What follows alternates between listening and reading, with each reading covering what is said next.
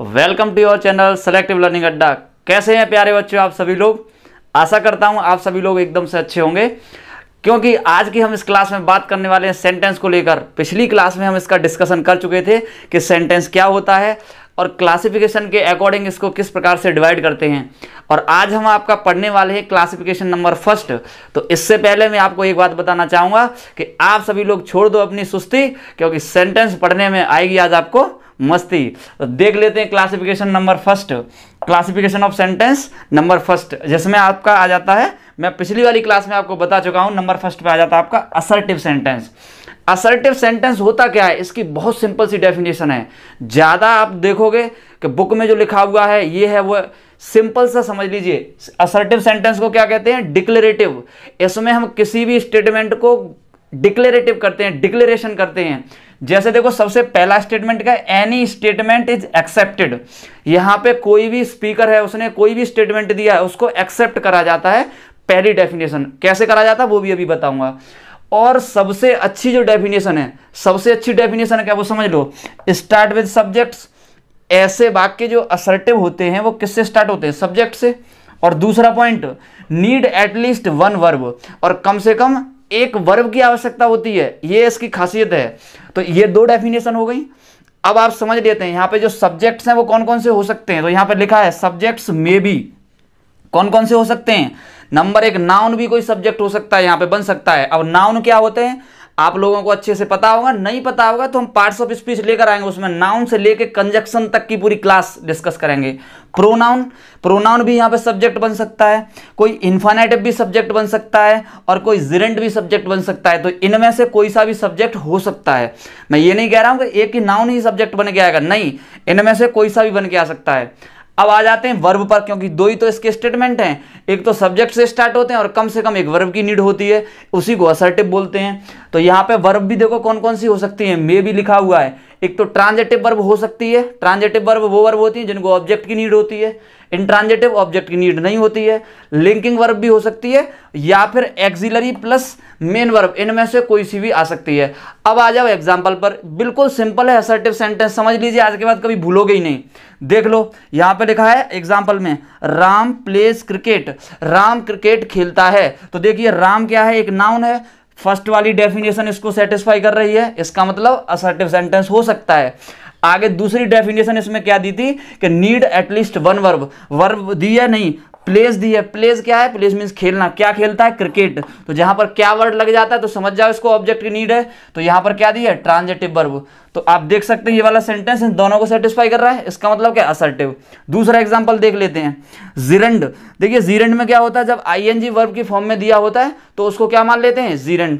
तो यहां पे देखते हैं walking is a good habit, walking एक अच्छी हैबिट है। तो वॉकिंग को किस में यूज किया गया है, सब्जेक्ट में। तो यहां पे कह सकते हैं ये किस में आ रहा है बेटा, जिरेंड में।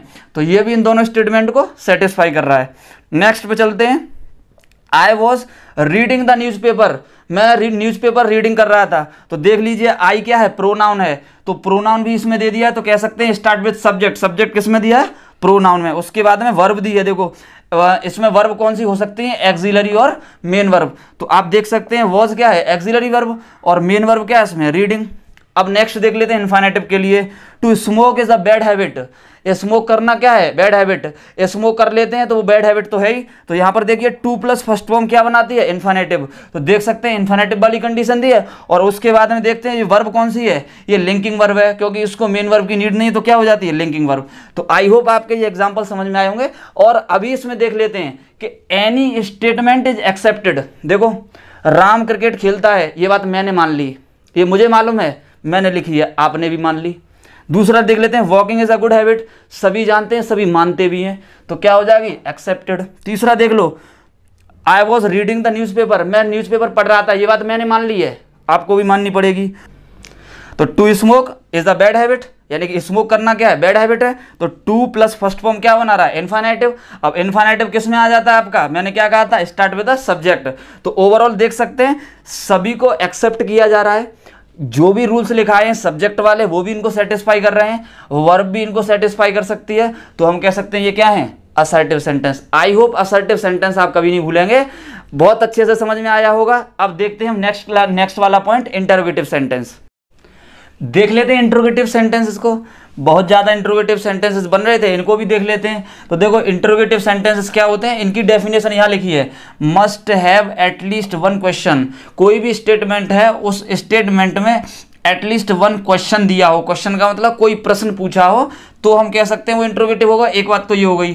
Question mark compulsory, question mark क्या होता है इसमें, कंपलसरी होता है। क्वेश्चन मार्क ये वाला देख लेना ध्यान से, ये जरूर दिया होना चाहिए। ये तो इसकी हो गई डेफिनेशन। अब इनको भी क्या है, टाइप्स में डिवाइडेड किया गया। ये 2 टाइप्स के होते हैं। कौन कौन से होते हैं देख लो, यस नो टाइप और WH टाइप। इनको 2 टाइप से डिवाइडेड करते हैं। तो देखो yes no type based on होते हैं, मतलब बेस्ड होते हैं किस पर, हेल्पिंग वर्ब यानी कि axillary verb plus subject plus main verb, ये इस पर बेस्ड होने चाहिए। जैसा कि आप यहाँ एग्जांपल देख सकते हैं, डू यू नो मी, ठीक है। तो डू क्या होती है, एक एक्सिलरी वर्ब है, यू सब्जेक्ट है और नो इसमें मेन वर्ब। या ऐसा कह सकते हैं कि जो यस नो टाइप के होते हैं उनमें जो हम आंसर देते हैं, भाई क्वेश्चन का मतलब क्या होता है, आंसर देना। स्टेटमेंट रिप्लाई में क्या देंगे, आंसर। तो जो यहाँ पर जो आंसर दिया जाएगा वो यस और नो में दिया जाएगा। तो इसका मतलब क्या होता है, यस नो टाइप। तो फर्स्ट वाला पॉइंट तो अच्छे से समझ में आया ना, बढ़िया से समझ में आया। तो देख लो, आप इसको नोट कर लो। पॉइंट नंबर 2 वाला क्या है, WH टाइप। अब WH टाइप को मैंने 4 टाइप से डिवाइडेड किया है। बुक में ओनली यहाँ तक लिखा है, जो बुक्स आपकी होती हैं उनमें यहाँ तक यस नो टाइप और WH टाइप। लेकिन थोड़ा मुझे कंफर्टेबल नहीं होता था, तो मैंने इसको अलग तरीके से डिवाइडेड किया। आपको अच्छा लगे तो आप यहाँ तक भी कर सकते हैं, ये इतना सफिशियंट है। लेकिन इसको और इजी बनाने के लिए मैंने इसको 4 टाइप से कैटेगराइज किया है। तो देखो कैसे, फर्स्ट वाला ऐसे कैटेगराइज किया है कि एक तो WH वर्ड आता है। WH का मतलब ऐसे वर्ड जो क्वेश्चन से रिलेटेड होते हैं और जिनकी स्टार्टिंग में WH वर्ड दोनों, मतलब W भी आ जाता है लेटर और H भी आ जाता है, तो उसको WH, जैसे वाई हो गया, वेयर हो गया, सब में WH आता है। तो देखिए, एक तो WH वर्ड फर्स्ट आना चाहिए, सेकंड में हेल्पिंग वर्ब और फिर सब्जेक्ट। एक तो फर्स्ट वाला ये हो जाएगा, अभी एग्जांपल बताएंगे। दूसरा कौन सा हो जाएगा, WH वर्ड और उसके तुरंत बाद मेन वर्ब। यहां पर ये WH वर्ड जो होगा वो सब्जेक्ट का वर्क भी करेगा, ध्यान रखना। ये किसका वर्क करेगा, सब्जेक्ट का। थर्ड वाला है WH वर्ड दिया हो और उसके बाद में कोई नाउन आए और नाउन के बाद में फिर मेन वर्ब आए। देखो यहाँ हेल्पिंग वर्ब, यहाँ मेन वर्ब और यहाँ पर क्या हो गया, नाउन आ गया बीच में। तो ये नाउन क्या बनना होगा यहाँ पे, सब्जेक्ट। नंबर 4 में क्या आ जाएगा, WH वर्ड फिर नाउन के बाद हेल्पिंग वर्ब फिर सब्जेक्ट और यहाँ पे ये नाउन क्या बन रहा होगा, ऑब्जेक्ट। तो अब देख लेते हैं इसके लिए एग्जांपल। देखो बहुत अच्छे से आप लोग इसको नोट करो। देखो एग्जांपल भी देख लेते हैं। ये 4 जो पॉइंट लिखे थे WH के, तो सबसे पहले देख लेते हैं। चारों एग्जांपल में WH है। देखो WH why, WH who, which and which, सब में WH दिया है।